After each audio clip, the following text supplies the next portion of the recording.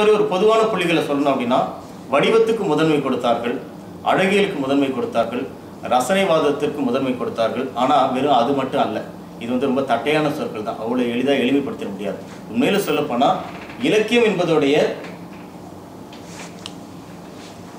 என்பதோடைய ஒரு அந்தரங்கமான இயக்கம் இருக்கு பாருங்க, அதற்கு அவங்க முதன்மை கொடுத்தாங்க. இலக்கியத்தோட ஆட்டானமி இருக்கு பாருங்க, அது எதற்கும் ஒரு துணை பொருள் கிடையாது. இலக்கியம் தன்னளவிலேயே ஒரு இயக்கம் கொண்டது. சமூகத்தை அது மாற்றுமா அப்படின்னா, சமூகத்தை மாற்றும் கருநிலையில் அது செயல்படுது. நாளைக்கு மொழியில் வரக்கூடிய மாற்றங்களை இன்றைய இலக்கியம் தான் அது செய்து கொண்டு இருக்கிறது. அதுதான் அவங்களுடைய முக்கியமான புள்ளிகள் சொல்லலாம். மார்க்சியர்கள் இந்த பக்கம் ஒரு ஆய்வை தொடங்குறாங்க. மார்க்சியர்களுக்கு மார்க்ஸ் ஒரு மிகப்பெரிய ஒரு டூல், ஒரு விஞ்ஞானம். இப்போ இவர்களுக்கு ஒரு சித்தாந்தம் கிடையாது. ஒருத்தருக்கும் ஒரு சித்தாந்தத்தை உருவாக்கி கொண்டார்கள். அல்லாது வெங்கட்சாமிநாதனுக்கும் ஒரு அளவுகோல் இருக்கு. வெங்கட்சாமிநாதன்கிட்ட கேட்குறாங்க, இலக்கிய விமர்சனம் செய்கிறீங்க, சுபமங்கலம் பேட்டியில் ஒரு இடம் வருது. அதாவது உங்களுடைய இலக்கிய விமர்சனம் அளவுகோல் என்ன அப்படின்னு கேட்குறாங்க. அவர் சொல்கிறாரு, என்னுடைய அந்தரங்கமான வாசிப்பு தான், என்னுடைய அனுபவம் தான் என்னுடைய அளவுகோல் அப்படின்னு சொல்கிறாரு. இலக்கியம்ன்றது ஒரு அந்தரங்கமான ஒரு அனுபவத்துக்குரியதுன்றது அவருடைய முக்கியமான இடமா இருக்குது. ஆனால் மார்க்சிஸ்டுகள் இலக்கியத்தை ஒரு அப்ஜெக்டிவாக பார்க்குறாங்க, புறநிலையாக பார்க்குறாங்க. சமூக இயக்கத்துக்கு கட்டுப்பட்டதான் அது அப்படின்னு பார்க்குறாங்க. வரலாற்றின் இயக்கத்திற்கு கட்டுப்பட்டதான் அது. ஏற்கனவே நம்ம பேசின மாதிரி வர்க்க சமூகம்னா அதுக்குள்ளார வர்க்க இலக்கியங்கள், வர்க்க கலைகள் இருக்கும்.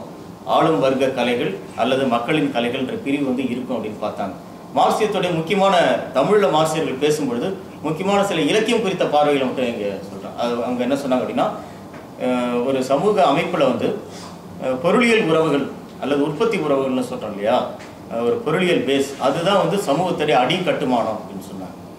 சமூகத்துடைய மேல் கட்டுமானம் என்ன அப்படின்னா, அதோடைய சிந்தனை வடிவங்களாக இருக்கக்கூடிய கலாச்சாரம் அல்லது சமயம் அல்லது அதோடைய நீதிகள், அதோடைய லிட்ரேச்சரு, ஆர்ட்டு, இதெல்லாம் அதோடைய மேற்கட்டுமானம் அப்படின்னு அவங்க முதல்ல இன்டர்பிரட் பண்ணும்போது சொன்னாங்க. ஸோ பொருளியல் தான் அடித்தளம், உற்பத்தி உறவுகள் தான் அடித்தளம், மேற்கட்டுமானத்தில் தான் இலக்கியம் இருக்குது. இலக்கியம் அடிக்கட்டுமானம் இல்லை அவங்கள பொறுத்து முதல்ல தொடங்கும் பொழுது. ஆனால் அதிலேயே மார்க்சியர்களுக்குள்ளாரே நிறைய விவாதங்கள் நடந்தது. எங்கெல்ஸ் என்ன சொன்னார், மார்க்ஸ் என்ன சொன்னார், அவங்களுக்குள்ளாரே நிறைய விவாதங்கள்லாம் பண்ணாங்க. ஆனால் தொடங்கும் பொழுது இப்படி அந்த புள்ளி முன்வைக்கப்பட்டது. அதற்கு பிறகு ரிஃப்ளெக்ஷன் தியரி அல்லது பிரதிபலிப்பு கொள்கை அப்படின்னு ஒரு கோட்பாடை பேசினாங்க. பிரதிபலிப்பு கோட்பாடு என்பது இந்த சமூக யதார்த்தத்தை மனித மனம் பிரதிபலிக்குது. மனித மனம் என்பதே மனிதனுக்கு ஒரு சாராம்சம் தன்னளவிலேயே இருக்கா? இது ஒரு முக்கியமான கேள்வி. மனிதனுடைய சாராம்சம் சமூகத்தால் தான் உருவாக்கப்படுது. புறநிலையான யதார்த்தங்களிலிருந்து தான் மனிதனுடைய தன்னிலை, மனிதனுடைய செல்ஃப் அல்லது அவனுடைய எசன்ஸ் அப்படின்றது உருவாக்குது அப்படின்னு சொன்னாங்க. மனிதனுடைய எசன்ஸ் என்றதை ஹிஸ்டரியிலிருந்தும் சோஷியல் ஆஸ்பெக்ட்ஸ்லேருந்து தான் உருவாக்குது அப்படின்னு சொல்லி அவங்க பார்த்தாங்க. இதுதான் பிரதிபலிப்புன்னு சொன்னாங்க. ஸோ புறத்தை அகம் பிரதிபலிக்குது, அகத்தில் பதியுது, அகத்தை உருவாக்குது. அதற்கு பிறகு அகம் தூண்டுதல் பெற்று புறத்தினாலேயும் ஒரு பாதிப்பு செலுத்துது. இதுதான் ரிஃப்ளெக்ஷன் தியரின்னு சொல்லி அவர்கள் மார்க்சிய கண்ணோட்டத்தில் பார்த்தார்கள். அதுமாதிரி வரலாற்று பொருள்முதல்வாதம் ஒரு பார்வை, ஒரு அணுகுமுறை, ஒரு கோட்பாடு. அவங்க சமூகத்துடைய பரிணாம வளர்ச்சியை தொடர்ந்து உற்பத்தி சக்திகள் முற்றி அது ஒரு நெருக்கடியை சந்திக்கும் பொழுது இன்னொரு புதிய அமைப்புக்கு அது செல்லும். வர்க்கங்களுக்கு இடையிலான போராட்டங்களாக தான் இந்த வரலாறு செல்லுதுன்னு சொல்லி ஒரு இனக்குழு கால பொதுமை சமூகத்திலிருந்து பின்னாடி நில உடைமை சமூகம், முதலாளித்துவ சமூகம், பின்னாடி கம்யூனிஸ்ட் சோசியலிச சமூகம், இப்படிலாம் ஒரு ஒரு மாடலை அவர்கள் சொன்னார்கள் வரலாற்று பொருள் முதல்வாதம்னு. தமிழில் மார்க்சியர்கள் இது எல்லாமே ஒரு மிகப்பெரிய ஒரு ஆய்வு முறையாக பயன்படுத்தினாங்க.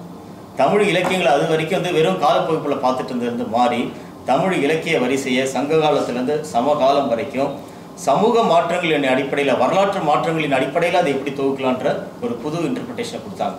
இதோட ஒரு மூலவராக தொடக்கம் தோமுசி ரகுநாதன் சொல்லலாம்.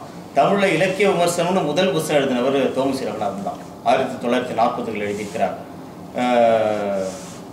தோமுசி ரகுநாதனுக்கு இப்போ இவங்க எப்படி நவீனத்துவ இலக்கியம்னு ஒன்று முன்னெடுத்தாங்களோ அதேமாதிரி மார்க்சியர்கள் வேற ஒரு நேரட்டிவை கிரியேட் பண்ணாங்க. அந்த நேரட்டிவ் அவங்க என்ன சொன்னாங்கன்னா முற்போக்கு இலக்கியம்னு சொன்னாங்க. இவங்க நவீனத்துவ இலக்கியம், மாடர்ன் லிட்ரேச்சர் அப்படின்னு சொன்ன மாதிரி அவங்க ப்ரொக்ரெசிவ் லிட்ரேச்சர், எங்களுடைய முற்போக்கான இலக்கியம் அப்படின்னு சொல்லி அவர் எழுத்தாரு. இந்த முற்போக்கு இலக்கியத்துக்கு ஒரு வரலாற்றுக்குள்ளார ஒரு நூலை பிடிக்கணும் இல்லையா, அதை தோமுசி ரகுநாதன் செய்கிறார். சரியா, அவர் புதுமைப்பு பாரதியும் புதுமைப்பித்தனையும் இணைத்து அந்த தடத்தை உருவாக்குறார்.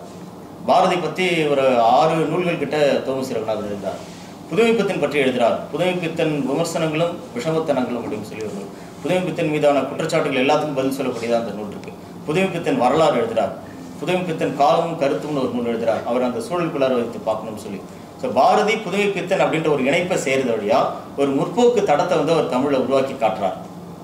அவர் தான் தமிழில் வந்து சோஷியலிஸ்ட் ரியலிசம்ன்ற அந்த சோஷியலிச யதார்த்தவாதம் குறித்த ஒரு உரையாடலை செய்கிறாரு. அவரே ஒரு நாவலும் எழுதுகிறார், பஞ்சும் பசியும் அப்படின்னு சொல்லி ஒரு நாவலும். ஒரு மார்க்சிஸ்ட் பார்வையில் ஒரு சமூக ஒரு தொழிலாளர் பிரச்சனை வந்து சித்தரித்து அதில் வரக்கூடிய ஒடுக்கப்படுபவர் ஒடுக்குபவர் ரெண்டு பேரும் ஒரே சமூகத்தை சேர்ந்தவங்களாக இருப்பாங்க. இது வந்து இதுதான் வர்க்க பார்வை என்பது. அதில் முதலாளியாக வரக்கூடியவரும் ஒரே சமூகம் தான், தொழிலாளியாக வரக்கூடியவரும் ஒரே சமூகம் தான். ஆனால் ஒரு சாதி மீறி அந்த வர்க்கங்கள் சுரண்ட முடியுன்றத அது ஒரு மாடல் மாதிரி இருக்கும். அது ஒரு படைப்பா அப்படின்றதை கேட்டால் அது வந்து மிகப்பெரிய விவாதங்களுக்கு பெரியது. ஆனால் அதுக்கான ஒரு ஒரு டெமான்ஸ்ட்ரேஷன் மாதிரி அந்த நாவல் வந்து இருக்கும். ஸோ தோமுசி ரகுநாதனை தொடர்ந்து அதுக்கு அடுத்ததாக ஒரு பெரிய வரிசை வந்து தமிழ் உருவாகுது. கைலாசபதி, நா. வானமாமலை, சிவத்தம்பி, கோ. கேசவன், தீகா சிவசங்கரன் அப்படின்னு ஒரு பெரிய பரம்பரை. இவங்க எல்லாருமே மிகப்பெரிய படிப்பாளர்கள், மிகப்பெரிய ஆய்வாளர்கள். அதாவது விமர்சனம்ன்றத ஒரு ஆராய்ச்சின்ற நிலைக்கு அவங்க கொண்டு போகிறாங்க, ஒரு ரிசர்ச் அப்படின்ற நிலைமைக்கு. அப்படிதான் கைலாசபதி வருகிறார். கைலாசபதியுடைய கொஞ்சம் சுருக்கமாக முக்கியமான இதை மட்டும் சொல்லிட்டு போயிடுறேன். கைலாசபதியுடைய ஆய்வு புலமை, அவருடைய PhD தீசிஸே வீரயுக பாடல்கள், சமூகத்தின் விளைபொருள் தான் இலக்கியம் அப்படின்றத விளக்குற மாதிரியே அந்த அவங்களுடைய படைப்புகள் இருக்கும், விமர்சன படைப்புகள். அவர் கைலாசபதி வந்து எப்படி சங்க இலக்கியங்கள் நம்மளுடைய வீரயுக பாடல்களுக்கு வந்து ஒரு சமூக சூழ்நிலை இருக்கோ, ஏன் போரும் காதலும் கொண்டாடப்பட்டதற்கான ஒரு இனக்குழு கால அல்லது அரசு உருவாக்கும் முறை வந்து ஒரு பின்னணியில் இருக்கோ, அதே பின்னணியில் தான் அங்கே கிரேக்கத்திலே இருந்தது. ஒரே சமூக பின்னணியில் ஒரே மாதிரியான இலக்கியங்கள் தோன்ற முடியும் அப்படின்றத அவர் எடுத்து காட்டுறார்.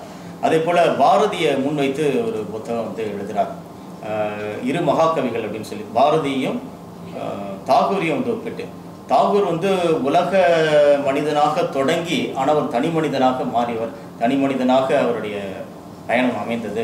ஆனால் பாரதி வந்து ஒரு தனி மனிதனாக தொடங்கி உலக மனிதனாக விரிந்தவர்னு சொல்லி தாகூர் விட பாரதியை ஒரு முற்போக்கான படைப்பாளி அப்படின்னு சொல்லி அவருடைய பார்வையில் முன்வைக்கிறார் ஒரு தோமுசி ரகுநாதன். ஸோ அவருடைய விமர்சன ஆக்கங்கள் எல்லாமே வந்து மார்க்சியத்துக்கான முக்கியமான தொடக்கமாக இருக்கும். அதுக்கு அடுத்ததாக வந்து கைலாசபதியுடைய ஆய்வுகள். கைலாசபதிக்கு அடுத்ததாக கைலாசபதி ஒரு பெரிய புலமையாளர், ஒரு அகாடமிஷியன். அதனால் முதல் முறையாக விமர்சன மொழி வந்து ஒரு அகாடமிக் லாங்குவேஜுக்கு மாறுது, ரொம்ப கடினமான சொற்களோட கலைச்சொற்களோட மாறுது. இப்போ காணாசு, சிசு செல்லப்பா, வெங்கடசாமிநாதனுடைய கட்டுரைகளில் விமர்சன கலைச்சொற்கள் எத்தனை அப்படின்னு சொல்லி நம்ம ஒரு கேள்வி கேட்கலாம். சிசு செல்லப்பா கிட்ட சிலது இருக்க வாய்ப்பு இருக்குது. ஆனால் இவர்களுடைய இதில் நேரடியான கலைச்சொற்கள், டெர்மினாலஜி வந்து நிறைய வந்து பயன்படுத்துகிறாங்க. அப்புறம் இன்னொரு முக்கியமான ஒரு வேறுபாடு, இந்த நவீனத்துவ விமர்சகர்கள் வந்து சமகால இலக்கியங்கள் பற்றி தான் அதிகமாக பேசினாங்க, காணாசு, சிசு செல்லப்பா எல்லாமே. ஆனால் மார்க்சியர்கள் வந்து மரபிலக்கியங்கள்லேருந்து தொடங்கினாங்க, மரபிலக்கியிலேருந்து சமகால இலக்கியம் வரைக்கும் பார்த்தாங்க. அவங்க இதை பிரித்து பார்க்கல, சங்க காலத்திலேருந்து சமகால இலக்கியம் வரைக்கும் ஒரு ஒட்டுமொத்த தொகுதியாக தான் அவங்க பார்த்தாங்க. ஒட்டுமொத்த விமர்சன அளவுகோலை உருவாக்கணும் அப்படின்னு சொன்னாங்க. குறிப்பாக கைலாசபதியுடைய நாவல் இலக்கியம்னு ஒரு புத்தகம் இருக்குது. அந்த நாவல் இலக்கியத்தில் அவர் வந்து மத்தியதர வர்க்கத்துடைய தோற்றம் தான் அதுக்கு காரணம், தொழில் புரட்சி நடந்தது காரணம், ஜனநாயகம் வந்தது காரணம், உரைநடை வந்ததுக்கே வந்து மக்களாட்சி தோன்றியது தான் காரணம்னு சொல்லி ஒரு சோஷியல் சேஞ்சில் இருந்து தான் ஒரு இலக்கிய மாற்றம் வருது அப்படின்றத அதில் ஒரு எடுத்து காட்டியிருப்பார். அதுக்கு அடுத்ததாக வந்து நா. வானமாமலை வருகிறார். நா. வானமாமலை வந்து இந்த நவீனத்துவ தரப்பினரோட கடுமையான விவாதங்களை செய்தவர். கைலாசபதியும் வந்து திறனாய்வு பிரச்சனைகள் காணாசு குழுவை முன்வைத்துனே ஒரு புத்தகம் எழுதியிருக்கிறார். காணாசோடான ஒரு எதிர் உரையாடலை செய்து அதில் எழுதியிருக்கிறார். நா. வானமாமலையுடைய 2 புத்தகங்கள் ரொம்ப முக்கியமானதாக இருக்கும் விமர்சனத்துறைக்கு. ஒன்று மார்க்சிய அழகியல்னு ஒன்று, இன்னொன்று வந்து புதுக்கவிதை முற்போக்கும் பிற்போக்கும் சொல்லி. இப்போ இதில் அந்த மார்க்சிய அழகியல் அப்படின்ற நூலில் மார்க்சியர்களுக்கு அழகியல் உண்டு, படைப்பு கொள்கை உண்டு, அது என்ன அப்படின்றத ஒரு மார்க்சிஸ்ட் அப்ரோச்லேருந்து எழுதிப்பார். அதில் தான் ரிஃப்ளெக்ஷன் தியரி பற்றி பேசுகிறாங்க. பிரதிபலிப்பு கோட்பாடு பற்றி ரொம்ப விரிவான கட்டுரைகள் வந்து அதில் இருக்குது. மார்க்சிய அழகியல்னு ஒரு காயினேஜாக அவர் தான் செய்கிறார். அது ஒரு புது சொல் ஆக்கம் தான், அதையே அவர் தான் முன்வைக்கிறார். அவர் தான். அதுக்கு அடுத்தது வந்து வானமாமலையுடைய இந்த 2வது படைப்பு இருக்கு பாருங்க, புதுக்கவிதை முற்போக்கும் பிற்போக்கும். இதே காலகட்டத்தில் சிசு செல்லப்பா வந்து புதுக்கவிதையில் புதுசாக சில உணர்திறன்கள் வருது, புது மூடு வந்து உருவாகுது, புதிய வாழ்க்கை பரப்புகள், ரொம்ப அகவயமான இன்னரான ஒரு குரலாக வந்து கவிதை மாற்றமடையுது. இப்படி ரொம்ப இன்னரான அகவயமான குரல்கள் கூட கவிதைகள் வந்து ஒலிக்குது. தமிழ் புதுக்கவிதையோட மொழி வந்து மாற்றமடையுது, ஒரு பெரிய ஒரு பாய்ச்சல் வந்து நடக்குது. அதை தொகுத்து புதுக்குறள்கள் அப்படின்னு ஒரு தொகுப்பு வருது. அவர் அந்த புதுக்குறள்களை முன்வைத்தே எழுதுகிறார். புதுக்கவிதை இயக்கமே வந்து ஒரு முதலாளித்துவ செயல்பாடு தான் இவர் பார்க்குறாரு. அது வந்து ஒரு தனிநபர் வாதம், ஒரு நம்பிக்கை வறட்சியை காட்டுது, ஒரு தற்சிதைவை காட்டுது. இது ஏதோ ஒரு விதத்தில் முதலாளித்துக்கு துணை செய்யும், அவ்வளோதான். இதில் வந்து ஒரு சமூக அக்கறை வந்து குறைவாக இருக்குது. இதில் வந்து சமூக வெளியே இல்லை. முதல்ல தனி மனிதர்கள் இருக்கிறாங்க, தனி மனிதர்களோட அக உணர்வுகள் இருக்குது. இது வந்து ஒரு நம்பிக்கை வறட்சியை தான் கொடுக்குது, ஒரு பெசிமிஸ்டிக் லிட்ரேச்சர் அப்படின்னு சொல்லி தான் அவருடைய பார்வை. அதுதான் புதுக்கவிதை பிற்போக்குன்னு சொல்கிறார் அவர்.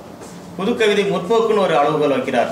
அதில் வந்து வானம்பாடிகள்லாம் வர தொடங்கும் பொழுது அல்லது கொஞ்சம் சமூக அசைவுகளை முன்வைத்து எழுதக்கூடியவங்க வந்து அவர் முன் வச்சு அதுதான் புதுக்கவிதை முற்போக்குன்னு சொல்லி முற்போக்கு பிற்போக்குன்னு தான் அவங்க அந்த அந்த டயலாகே செய்கிறாங்க, நேரேட்டிவே செய்கிறாங்க. வானமலைக்கு அடுத்ததான் வந்து கோகேசவன் வருகிறார்.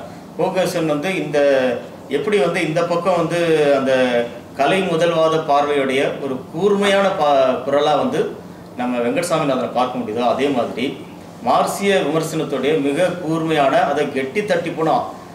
அதாவது அதில் ஒரு நெகிழ்வையோ இல்லை புதிய போக்குகளையோ அனுமதிக்காத ஒரு இடமா வந்து நம்ம கோகேசவன் வந்து பார்க்கலாம். அவர் வந்து எதையுமே வர்க்க பார்வையில் தான் பார்க்க முடியும்னு ரொம்ப கராராக பார்த்தார். வர்க்க இலக்கியங்கள் தான் இருக்க முடியும் அப்படின்னு சொன்னார். அவருடைய பள்ளு இலக்கியம் ஒரு சமூகவியல் ஆய்வுன்னு ஒரு புத்தகம். அந்த பள்ளர்கள் வந்து எப்படி ஒரு விவசாய சமூகம் எப்படி மாற்றப்பட்டார்கள், அதோட சோஷியல் பேக்ரவுண்ட் என்னன்னு சொல்லி அதில் எழுதியிருக்கிறார் கோ கேசவன். வந்து சிற்றிலக்கியங்கள் பற்றி இதை வந்து செஞ்சிருக்கிறார். குறிப்பாக கோ கேசவன் வந்து வெறும் நவீனத்துவாதிகளோட மட்டும் அந்த விமர்சனத்தை செய்யலை. இந்த பக்கம் வந்து அரசியல் களத்தில் திராவிட இயக்கவாதிகளோட கடுமையான மோதல் வந்து செய்தார். திராவிட இயக்கவாதிகள் வந்து பழந்தமிழ் இலக்கியங்களை ஒரு குளோரிஃபை பண்ணி பார்த்துட்டு இருந்த இடத்துல இவர் கோ கேசவன் வந்து அது குளோரிஃபை பண்ணி பார்க்க வேண்டிய அவசியம் கிடையாது, அதுவும் வர்க்க இலக்கியங்கள் தான்.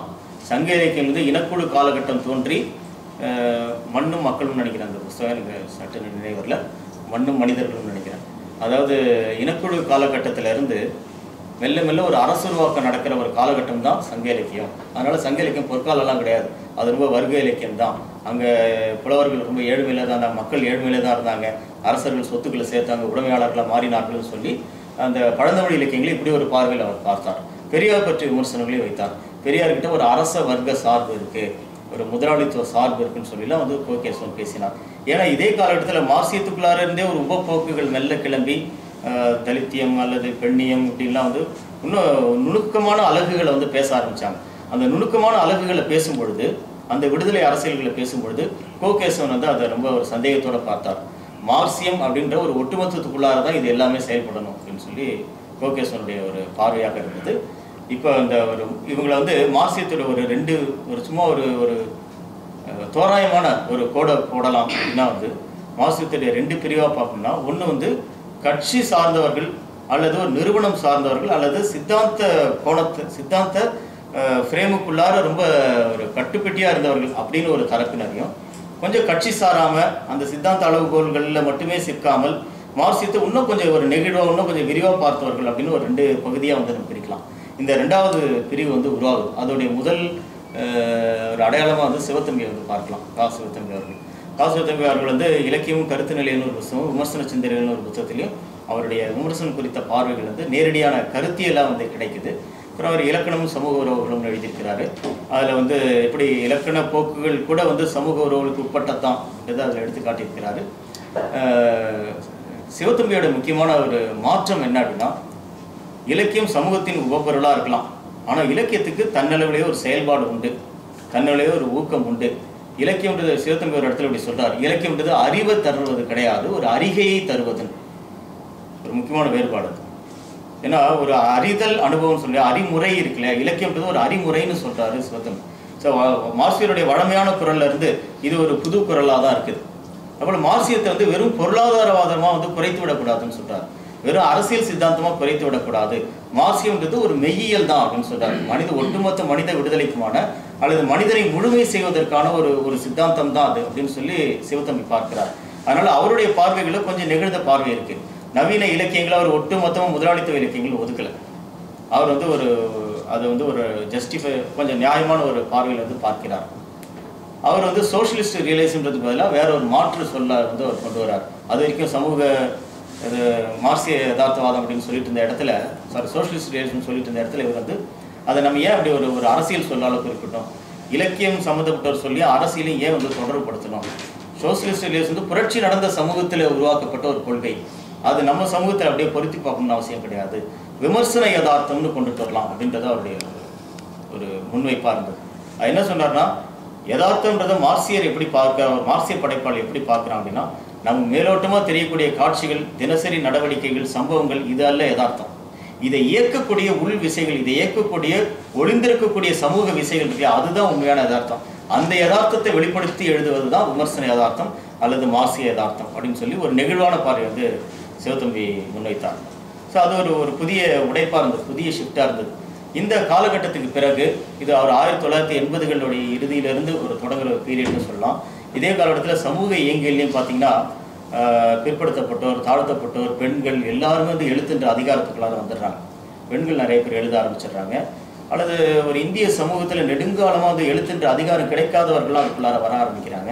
அப்போ அவர்களுக்கான அடையாளம், அவர்களுக்கான விடுதலை பாதை இதெல்லாம் வந்து தேவைப்படுது. அதெல்லாம் அவங்களுடைய ஐடென்டிட்டியை பேச ஆரம்பிக்கிறாங்க. அப்போ மார்க்சியம் வந்து போதுமானதாக இல்லை அப்படின்ற சில குரல்கள் வந்து ஒலிக்குது. அப்போ சிறுபான்மையினர் வந்து தங்களுக்கான ஒரு அரசியல் தலைமையை தானாகவே தேடி போகிறாங்க. அல்லது தலித் விடுதலையை பேசக்கூடியவர்கள் தங்களுக்கான ஒரு தலைமைத்துவத்தை தேடி போகிறார்கள். இப்படி இந்த மாற்றங்கள்லாம் இருக்குது. இதே சமயத்தில் கம்யூனிசம் அல்லது இது மார்க்சியம் என்பது கூட அரசு அதிகாரத்தில் வந்து முதல் முறையாக ஒரு பெரிய பின்னடைவை சந்திக்கிறதை பார்க்குறோம். அதாவது ரஷ்யாவில் வந்து அது மெல்ல வந்து உதிரக்கூடிய இடத்துக்கு வருது. 90களை ஒட்டி கிழக்கு ஐரோப்பிய நாடுகள் முழுக்க கம்யூனிஸ்டுடைய மிகப்பெரிய ஒரு தளமாக இருந்த கிழக்கு ஐரோப்பிய நாடுகள் முழுக்க அது ஒரு பெரிய செட்பேக்கு வரதை பார்க்குறோம். மற்ற நாடுகளையும் கம்யூனிசம்ன்றது ஒரு கட்டமைப்பில் ஒரு உலரக்கூடிய இடத்த வந்து பார்க்குறோம். இது வந்து இங்கே உள்ள மார்க்சியர்களுக்கே வந்து ஒரு பெரிய ஒரு ஷாக்கை வந்து ஏற்படுத்துது. இப்போ மார்க்சியத்துக்கு அப்பாற்பட்ட பகுதிகளையும் தேட ஆரம்பிக்கிறாங்க. அல்லது அது வரைக்கும் அறிமுகமான மார்க்சியம் வந்து ரஷ்யா வழியாக அறிமுகமான மார்க்சியமாக இருக்குது. ரஷ்யாவுக்கு அப்பாற்பட்டு கிழக்கு ஐரோப்பிய நாடுகளில் உருவான அறிவியலாளர்கள், மார்க்சிய அறிவாளர்களையும் அவங்க தேடுறாங்க. அதுவும் இல்லாமல் அப்போ வேறு சில புதிய துறைகளும் உள்ளார வந்துடுது. அதாவது அமைப்பியல் அல்லது மொழியியல், மானுடவியல், சமூகவியல் இதெல்லாமும் வருது. இது எல்லாத்துக்கும் மார்க்சியத்தோட ஒரு உரையாடல் நிகழுது. சூழலியல் வருது, பெண்ணியம் வருது. இது எல்லாத்துக்கும் மார்க்சியத்தோட ஒரு உரையாடல் நிகழுது. உரையாடல் நிகழும்போது மார்க்சியத்துடைய ஒரு தளம் வந்து இன்னும் பெரிய விரிவடையுது. அதுலேருந்து உரையாடல்களை கிளப்பி நிறைய முக்கியமான அறிஞர்கள் வந்து தமிழில் உருவாகிறார்கள். அந்த காலகட்டத்தை மார்க்சிய விமர்சனத்துடைய ஒரு 2வது காலம்னு பார்க்கலாம். இதில் முக்கியமாக முதல்ல இதுலேருந்து ஒரு பிரேக்கை எடுத்து வெளியில் வந்தவர்களாக வந்து ஒரு 3 பேரை சொல்லணும். எஸ்.என். நாகராசன், ஞானி, அதுக்கு பிறகு எஸ்.வி. ராஜதுரை. இவங்க 3 இவர்களுக்குள்ள வேறுபாடுகள் இடைவெளிகள்லாம் உண்டு. ஆனால் 3 பேரை தொடர்படுத்தி சொல்கிறதுக்கான ஒரு காரணம் உண்டு. ஞானி வந்து சொல்கிறாரு ஒரு இடத்துல, ஒரு கட்டுரையில், கடலூர் சிறையில் இருக்கும் பொழுது எஸ்.என். நாகராசன் முதல் முறையாக எனக்கு அந்நியமாதல் ஒரு மனநிலை வந்து மார்க்சியத்துக்குள்ளார பேசப்பட்டிருக்குன்னு அறிமுகப்படுத்தினார். எனக்கும் எஸ்.வி. ராஜதுரைக்கும். மார்க்ஸ் வந்து பொருளாதாரம் மற்றும் தத்துவ கையெழுத்து படிகள்னு ஒரு சின்ன நூல் இருக்குது. அது பின்னாடி கண்டுபிடிச்சி வெளியிடுறாங்க. அதில் வந்து அந்நியமாதல்னு ஒரு மனோநிலையை வந்து மார்க்ஸ் டிஸ்கஸ் பண்ணியிருக்காருன்னு சொல்லி அவர் அறிமுகப்படுத்துறதா சொல்கிறார். அந்நியமாதல் என்பது ஒரு ஒரு ஒரு தொழிலாளி வந்து படைக்கக்கூடிய பொருள்லேருந்தே அவன் அந்நியமாகிறது இருக்கு இல்லையா. ஏன்னா ஒரு படைப்பாளி வந்து ஓவியத்தை வரையும்போது அவனுக்கு படைத்த இன்பம் கிடைக்குது. அது தன்னுடைய ப்ராடக்ட் அவன் ஃபீல் பண்ண முடியுது, தன்னுடைய குழந்தையை அதை பார்க்க முடியுது.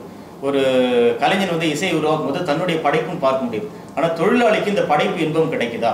ஏன்னா ஒரு பெரிய ஒரு உற்பத்தி வலைப்பின்னலுடைய ஒரு சின்ன கண்ணி தான். ஒரு காருடைய வெறும் டயரை மட்டுமே உற்பத்தி பண்ணிகிட்டு இருக்கிறான். அவன் காரை முழுமையாக பார்த்தது கூட கிடையாது. அதில் ஒரு சைக்கிளோட ஒரு சின்ன ஒரு உபக்கூரை மட்டும் உற்பத்தி பண்ணிகிட்டே இருக்கான். ஸோ படைத்தல் அப்படின்ற இன்பத்திலேருந்தே தொழிலாளி வந்து விளக்கப்படுறான். ஏன் அப்படின்னா அவனுடைய உழைப்பின் வழியாக, அவனுடைய உழைப்பு உபரியாக மாறுவதன் வழியாக, உபரி வந்து முதலாளி லாபத்தான் மாறுவதன் வழியாக பொருள்கள் வந்து மனிதன் விளக்கப்படுகிறான். அல்லது ஒரு இனக்குழு கால பொதுமை சமூகத்தில் மனிதர்கள் இருந்தபோது இயற்கையோடு அவங்க இருந்தாங்க. இயற்கைக்கும் மனிதனுக்கும் எந்த பிளவும் இல்லை. ஆனால் இயற்கையிலேருந்து மனிதன் அந்நியப்படுகிறான், சமூகத்திலேருந்து அந்நியப்படுறான், தன்னிலிருந்தே தான் அந்நியப்படக்கூடிய நிலை கூட இருக்குது. இப்படின்லாம் மார்க்ஸ் டிஸ்கஸ் பண்ணியிருக்கிறாருன்னு சொல்லி அவர் அறிமுகப்படுத்துகிறதா ஞானி வந்து சொல்கிறார். இவங்க வந்து அந்நியமாதல் அப்படின்ற அந்த மனோநிலையை முன்வைத்து மார்க்சியத்தில் வேற ஒரு விவாதத்தை வந்து ஏற்படுத்துகிறாங்க. இவருடைய ஒரு பொதுவான விமர்சனமாக என்ன இருக்குது, அல்லது தமிழ் இலக்கிய விமர்சனத்துக்கு எஸ்.என். நாகராசனோ ஞானியோ என்ன கொண்டு வந்தாங்க அப்படின்னா, மார்க்சியம் வந்து ஒரு ஐரோப்பிய மையவாதத்திலிருந்து உருவாக்கி இருக்குது, அப்புறம் அறிவு மையவாதத்திலிருந்து உருவாக்கி இருக்கிறது, அப்புறம் மனித மையவாதத்திலிருந்து உருவாக்கி இருக்குது. இது வந்து ஒரு ஐரோப்பிய தொழில் புரட்சி இயக்கத்துடைய ஒரு யாந்திரிக சித்தாந்தமாக வந்து கொண்டு வந்துட்டாங்க. ஆனால் அப்படி இல்லை, கீழே மார்க்சியம்னு ஒன்று நம்ம உருவாக்க முடியும், மண்ணுக்கேற்ற மார்க்சியம்னு ஒன்று உருவாக்க முடியும். அதற்கு மாவோ வந்து ஒரு முன்னுதாரணமாக இருக்கிறார்னு சொல்லி மாவோ வழியிலான கீழே மார்க்சியம், மண்ணுக்கேற்ற மார்க்சியம் அப்படின்னு ஒன்று பேச ஆரம்பித்தாங்க. அதில் அவங்க வந்து இயங்கியல் பொருள் முதல்வாதம்ன்றது வந்து ஒரு சயின்டிஃபிக்கான ஒரு பிரின்சிபல் கிடையாது. அது ஒரு சோஷியல் பிரின்சிபல். அதனால் வந்து இந்த இயங்கியல் பொருள் முதல்வாதத்தை ஃபிசிக்ஸில் ஒரு லா மாதிரி சொசைட்டிக்குள்ளார அதை பொருத்தக்கூடாது. இங்கே தமிழ் சமூகத்தில், இந்திய சமூகத்தில் இங்கே தோன்றிய மதங்கள், இங்கே தோன்றிய இலக்கியங்கள், இங்கே இருந்த ஆதி இனக்குழுக்கள், இவங்க எல்லாருக்கிட்டையும் வந்து ஒரு பொதுமை சமூகத்துக்கான இயக்கம் இருந்திருக்குது. இங்கே ஒரு அறம் இருந்திருக்கு, ஒரு மெய்யியல் இருந்திருக்கு. மார்க்சியம் வந்து ஒரு பொலிட்டிக்கல் தியரி கிடையாது, அது வந்து ஒரு மெய்யியல் சித்தாந்தம் தான், ஒரு மெய்யியல் தன்மை கொண்டது தான் அப்படின்னு சொல்லி இவங்க ஒரு பார்வை வந்து முன்வைக்கிறாங்க. எஸ்என்ஆவில் வந்து மார்க்சியம் மேற்கும் கிழக்கும் அப்படின்னு ஒரு புத்தகம் எழுதுறாங்க. கம்யூனிசம் விடுதலையின் இலக்கணம்னு அதுக்கு முன்னாடி ஒரு புத்தகம். மார்க்சியம் மேற்கு பார்த்த மார்க்சியம் வேற, கிழக்கு பார்க்கிற மார்க்சியம் வேற. இந்த பார்வைகளால் வந்து உந்தப்பட்டு ஞானி வந்து தமிழ் விமர்சன பரப்பை மாற்றுக்கிறார். ஞானி எஸ்.வி. ராஜதுரை இவங்களுடைய கட்டுரைகளை பார்த்தா விமர்சன கட்டுரை மாதிரி இருக்காது, படைப்பு இலக்கியம் மாதிரி இருக்கும். அதாவது கிரியேட்டிவ் லிட்ரேச்சருக்கும் இந்த விமர்சன லிட்ரேச்சருக்குமான கோடே அழிந்து போன மாதிரி இருக்கும். ஏன்னா ஒரு ஸ்பான்டேனியஸான கவித்துவமான எழுச்சிகளாக இருக்கும். எஸ்.வி. ஆரதியும் ஞானியுடைய கட்டுரைகளையும் வாசித்தான். ஞானி என்ன முக்கியமான விஷயத்தை முன்வைக்கிறார் அப்படின்னா, நம்மளுடைய தமிழ் இலக்கியங்கள் அவர் கொஞ்சம் அதிலேருந்து அப்படியே மெல்ல பரிணாம வளர்ச்சி அடைஞ்சு ஒரு தமிழ் மார்க்சியம் அல்லது தமிழ் மெய்யியல் சார்ந்த பொது உடைமைன்னு ஒன்று சொல்ல ஆரம்பித்தார். தமிழ் இலக்கியங்களுடைய சாரமே என்ன அப்படின்னா ஒரு பொது உடைமை மனோபாவம் தான் அப்படின்னு சொல்லி அவர் கட்டமைக்க ஆரம்பித்தார். ஒரு தமிழ் மெய்யியல், தமிழ் நேயம் கூட ஒரு இதழ் கொண்டு வந்தார். அவர் வந்து வர்க்க சமூகத்தில் வர்க்க இலக்கியம் தான் பிறக்க முடியுன்றதை மறுத்தார். ஒரு படைப்பாளி எழுதும் பொழுது அவனுடைய ஆழ்மனம் செயல்படும் பொழுது அவனுடைய வர்க்க மனம் அங்கே செயல்படுறது கிடையாது. ஒரு படைப்பாளி வந்து ஒரு ஒரு வங்கி அலுவலராக இருக்கலாம், ஒரு தொழிலாளியாக இருக்கலாம். ஆனால் அவன் படைப்புன்ற களத்தில் ஈடுபடும் பொழுது அவன் வெறுமனே வந்து ஒரு சமூகத்துடைய ஒரு ஒரு உபப்பொருள் மட்டும் கிடையாது, அவன் இலக்கிய மரபுல இருந்து வரான். அவன் தன்னை மீறி அவனுடைய ஆழ்மனத்தில் இந்த பொது அறம் வந்து செயல்படும் அப்படின்னு சொல்கிறார். ஏன்னா அந்த காலத்தில் நவீனத்துவ படைப்பாளிகள் எல்லாத்தையும் ஒட்டுமொத்த மார்க்சியர்கள் ஒருங்கினப்ப மார்க்சியத்திலேருந்தே ஒரு குரல் வந்து இவர்களை வந்து அங்கீகரிக்கிறதுக்கான, இதை புதுசாக புரிந்து கொள்வதற்கான ஒரு அளவுகோலையும் ஞானி அவர்கள் வந்து அளித்தார். கடவுள் ஏன் சாகவில்லை அப்படின்னு ஒரு புத்தகம் எழுதினார். ஒரு மார்க்சியர் அதை எழுதினது ரொம்ப ஆச்சரியமாக இருந்தது. ஏன்னா மார்க்சியர் கடவுள் நம்பி கற்றவர்கள் தான். ஆனால் கடவுள் ஏன் சாகவில்லை, கடவுள் ஏன் இன்னும் தேவைப்படுறார், அங்கேதான் அவர் அந்த அன்னிமாதல் குரலை வந்து முன்வைக்கிறார். தொழிலாளியுடைய அன்னிமாதல் மட்டும் இல்லை, முதலாளியும் அன்னிமாதலுக்கு உட்பட்டவன் தான் அப்படின்னு அவர் சொல்கிறார். அப்போ பக்தி இலக்கியங்கள் கூட அவர் அன்னிமாதல் பார்வையில் பார்த்தார். இந்த வர்க்க சமூகம், வர்க்க பிளவு, இதனால வந்து கடும் நெருக்கடியில் இருக்கக்கூடிய மனிதன் வந்து கற்பனையாக உருவாக்கி கொள்ளக்கூடிய ஒரு இடம் தான் வந்து கடவுள் அப்படின்னு சொல்லி அவர் பார்த்தார். அப்படிதான் அவருடைய மார்க்சியமும் தமிழ் இலக்கியம்னு ஒரு நூல் எழுதியிருக்கிறார். அந்த புத்தகத்தில் சங்க காலத்திலிருந்து நவீன கவிதைகள் வரைக்கும் ஒட்டுமொத்தமாக இவருடைய அந்த அந்நியமாதல் உள்வாங்கி கொண்ட மார்க்சிய அல்லது கீழே மார்க்சிய தன்மையிலிருந்து ஒட்டுமொத்தமாக புது பார்வையில் பார்த்துருக்கிறார். அவர் வந்து எதையுமே கிரிட்டிக்கலாக பார்க்கல. ஒரே ஒரு இது சமண இலக்கியங்களான அந்த சீவ சிந்தாமணி மட்டும்தான் ஒரு கிரிட்டிக்கலாக பார்க்குறார். அதில் வந்து ஒரு நேச்சுரலான ஒரு படைப்புக்கும் இல்லை, திட்டமிட்ட கதை இருக்குன்னு பார்க்குறார். ஆனால் ஒட்டுமொத்த தமிழ் இலக்கிய பரப்புக்குள்ளார அந்த பொதுமை சமூகத்துக்கான இயக்கங்கள், விதைகள் இருந்துக்கிட்டே இருந்துச்சுன்னு பார்க்குறார். ஒரு நவீன படைப்பாளியும் அப்படி தான் நினைக்கிறார். இதுதான் ஞானியுடைய பெரிய கான்ட்ரிபியூஷனாக இருக்குது. எஸ்.வி. ராஜதுரை இவர்களுடைய நண்பர்களாக இருந்தாலும் எஸ்.வி. ராஜதுரை வந்து இன்னும் கொஞ்சம் அதுலேருந்து இன்னும் கொஞ்சம் ஒரு அரசியல் கூர்மை கொண்ட, அரசியல் தன்மை கொண்ட இன்னொரு விமர்சகராக வராரு. எஸ்.வி. ராஜதுரை அந்நியமாதல் புத்தகம் எழுதுகிறார். எஸ்.வி. ராஜதுரை தான் தமிழில் எக்ஸிஸ்டென்ஷியலிசம் ஒரு புத்தகம் எழுதுகிறார். எக்ஸிஸ்டென்ஷியலிசம், இருத்தலியல் அப்படின்றது வந்து ஏதோ ஒரு ஆன்மீகத்தன்மை கொண்டது, இருத்தலியல் நெருக்கடிகள் கொண்டது, தனி மனிதன் சம்மந்தப்பட்டது அப்படின்னு இருந்த ஒரு காலகட்டத்தில், வெறும் இலக்கிய பதிவுகளாக இருந்த காலகட்டத்தில் எக்ஸிஸ்டென்ஷியலிசம் வந்து ஒரு மார்க்சிய தன்மை கொண்டது தான், அதுக்கு ஒரு வரலாற்று சூழலில் தான் அது உருவாக்குது அப்படின்னு சொல்லி அதோடைய வரலாற்று சமூக சூழல் அடிப்படையில் எக்ஸிஸ்டென்ஷியல் நூலை வந்து அவர் வந்து எழுதுகிறார் எஸ்.வி. ராஜதுரை. எஸ்.வி. ராஜதுரையுடைய ஒரு மார்க்சிய விமர்சனம் எப்படி செயல்படுது அப்படின்னா, புரட்சி நடந்த பிறகு, அதாவது கம்யூனிச புரட்சி நடந்த பிறகு அந்த சமூகத்தில் ஆர்ட் மூமெண்ட் எப்படி இருந்திருக்குன்னு பார்க்குறாரு. புரட்சிக்கு பிந்தைய கலை இயக்கங்கள் ஒரு சமூகத்தில் எப்படி இருந்தது, கம்யூனிஸ்ட் அரசு தான் அங்கே அதிகாரத்தில் இருக்கு, அங்கே கலை இலக்கியங்களுக்கு முழுமையான சுதந்திரம் இருந்துச்சா, அந்த கரங்கள் ஒடுக்கப்பட்டதா அப்படின்றத அவர் பார்க்குறார். அதை ஒரு புத்தகமாக எழுதுகிறார். ரஷ்ய புரட்சி இலக்கிய சாட்சியம்னு சொல்லி, இலக்கியத்துடைய மனச்சான்றின் வழியா, படைப்பின் குரல் வழியா ரஷ்ய புரட்சி அவர் பார்க்குறார். அப்போ வந்து அவருக்கு வந்து கம்யூனிசம் கூட அதிகாரத்துக்கு வரும்பொழுது எவ்வளவு தவறுகளை வந்து இலக்கியத்தின் மேலே செய்திருக்குது, இலக்கிய குரலை எவ்வளோ நெறித்திருக்கு அப்படின்றதெல்லாம் பார்க்குறார். அப்படிப்பட்ட புரட்சியால் ஒடுக்கப்பட்ட படைப்பாளிகளை வந்து அவர் முன்னிறுத்துறார். அந்த கவிதைகளை மொழிபெயர்க்கிறார். சோல்சனிட்சனை வந்து மொழிபெயர்க்கிறார். சோல்சனிட்சனை அதுக்கு முன்னாடி அண்ணா வந்து மொழிபெயர்த்திருக்கிறாரு. அக்கறை பூக்கள் சொல்லி அவரும் வாகிதாவும் சேர்ந்து அந்த கம்யூனிஸ்ட் சமூகங்களில் இருந்த முக்கியமான படைப்பாளிகள் எல்லாத்தையும் வந்து அவங்க டிரான்ஸ்லேட் பண்ணி கொண்டு வராங்க. அப்புறம் அவரும் ஒரு மண்ணுக்கேற்ற மார்க்சியம் பேசுகிறார். ஆனால் எஸ்.வி. ராஜதுரை பேசுறது என்ன இருக்குன்னா, அது வரைக்கும் மார்க்சியர்கள் வந்து திராவிட இயக்கத்தை ஒரு சந்தேகத்தோடு பார்த்தாங்க, பெரியார சந்தேகத்தோடு பார்த்தாங்க. ஆனால் இவர் வந்து மண்ணுக்கேற்ற மார்க்சியம் பெரியாரியம் தான் அப்படின்னு சொன்னார். பெரியாரியத்தில் தான் அந்த சமதர்ம கொள்கை இருக்குது, பெரியாரியம் சமதர்ம பாதை தான், அது ஒரு வகையான தமிழ் சூழலின் மார்க்சியம் தான் சொல்லி பெரியாரியத்தை குறித்து மிக விரிவான கட்டுரைகளும் புத்தகங்களையும் வந்து அவர் துவக்கிறாரு எஸ்வி ராஜதுரை. இந்த அந்நியமாதல் சம்மந்தப்பட்ட மார்க்சியம் இந்த பேச்சுகள் இருக்கும் பொழுது இப்போ தான் வந்து தமிழவன் ஒரு முக்கியமான ஆளுமை வருகிறார். அங்கே ஐரோப்பாவில் வந்து இந்த மார்க்சியத்தை தாண்டி அறிவுத்துறைகள் வருது நிறைய, குறிப்பாக சோஷியாலஜி, லாங்குவேஜ் பற்றி நிறைய ஆய்வுகள், கல்ச்சர் பற்றி நிறைய ஆய்வுகள் அதெல்லாம் வருது. அது வரைக்கும் ஆய்வுகள் வந்து தூலமான பொருள்கள் மேலே நடக்குது, இயற்கை மேலே நடக்குது, ஃபிசிக்கல் லாஸை பற்றி இருக்குது. இப்போ முதல் முறை ஆய்வு வந்து சூட்சமமான பொருள்கள், அருவமான பொருள்களுக்குள்ளார போகுது. லாங்குவேஜ் ஆய்வு செய்கிறது, கல்ச்சர் ஆய்வு செய்கிறது, இதுக்கு ஒரு ஆய்வு முறை தேவைப்படுது. அந்த ஆய்வு முறை தான் அங்கே அமைப்பியல்னு கொண்டு வராங்க. அமைப்பியல் என்பது அப்டிராக்டான பொருள்களையும் வந்து தூளப்படுத்துவதற்கான ஒரு ஆய்வு முறையாக வைக்கப்படுது.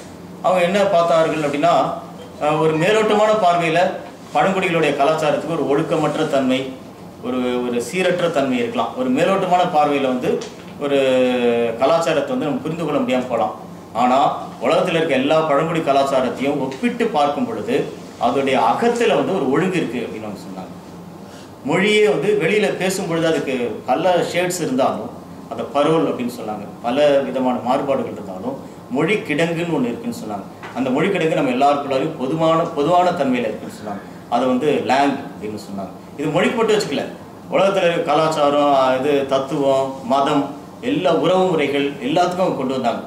எல்லாத்துடைய மேலோட்டமான டைனமிக், அதை ஒரு இயங்கும் தன்மையில் இருந்தால் அதோடைய ஆழத்தில் ஒரு நியூக்ளியஸ் மாதிரி அல்லது ஒரு அக அமைப்பு ஒன்று இருக்குன்னு சொன்னாங்க, டீப் ஸ்ட்ரக்சர்ஸ்.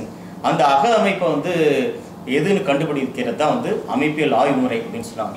இலக்கியத்துக்குள்ளாரையும் அது சாத்தியம் அப்படின்னு சொன்னாங்க. இப்போ இலக்கியத்துக்குள்ளார பாரதி இருக்கிறார் அப்படின்னா அவர் ஒரு அமைப்பியல் பார்வையாளர், அமைப்பியல் கோணத்தில் பார்க்கும் பொழுது பாரதியருடைய அகத்தளம் என்ன, பாரதியருடைய டீப் ஸ்ட்ரக்சர் என்ன, கொஞ்சம் சித்திர மரபு இருக்குது, கொஞ்சம் பக்தி மரபு இருக்குது, கொஞ்சம் நாட்டுப்புற மரபுகள் இருக்குது, ஐரோப்பிய மரபு இருக்குது. இதெல்லாம் ஒன்றா கலக்கிற ஒரு நியூக்ளியஸ் வந்து பாரதிக்குள்ளார இருக்குது. இதுதான் இப்படி ஒரு அமைப்பியல் ஆய்வு வந்து செய்வாங்க. அமைப்பியல் கொடுத்த இன்னொரு இலக்கியம் குறித்த ஒரு நம்பிக்கையில் அது மாற்றியதில் ஒரு முக்கியமான ஒரு கண்டுபிடிப்பு என்ன அப்படின்னா, அது வரைக்கும் தமிழில் எல்லாரும் யதார்த்தவாத பாணியில் தான் எழுதிட்டு இருந்தாங்க பெரிய அளவில். நிச்சயமாக புதுமைப்பித்தன்கிட்ட அதை மீறிய இடங்கள் இருக்குது, நகுலன் இருக்கிறாரு, அதை மீறிய இடங்களில் இது காதுகள் எழுதின எம்பி வெங்கட்ராமன் கிட்ட இருக்கு. ஆனால் அதற்கு பிறகு யதார்த்தவாதம் குறித்த ஒரு விமர்சனம் உருவாகுது. ஏன் உருவாகுது அப்படின்னா, இவங்க என்ன சொன்னாங்கன்னா, யதார்த்தவாதம் வந்து தொழில் புரட்சி நடந்த ஐரோப்பாவில் புலன் அனுபவம் தான் சரின்னு நினைச்ச ஒரு காலகட்டத்தோடைய ஒரு அழகியல் தான் யதார்த்தவாதம். ஆனால் ஒரு மூன்றாம் உலக நாடுகளில், கீழே நாடுகளில் வந்து யதார்த்தவாதத்தை மீறிய ஒரு கதை சொல்லும் முறை நெடுங்காலமாக இருந்து வருது. லாங்குவேஜ் தான் யதார்த்தத்தை உருவாக்குது அப்படின்னு சொன்னாங்க. மொழி இருக்கு இல்லையா, மொழி தான் உலகத்தை பார்க்கறதுக்கான ஒரு காக்னிட்டிவ் டூலாக இருக்குது அப்படின்னு சொன்னாங்க. அதனால் புற உலகம் வந்து மனித மனத்தில் அப்படியே பிரதிபலிக்கிறது இல்லை, மொழி தான் அதை பிரதிபலிக்குது. ஆக்சுவலாக உண்மையிலும் மொழி சார்ந்த ஒரு யதார்த்தம் தான் நம்மக்கிட்ட இருக்குது.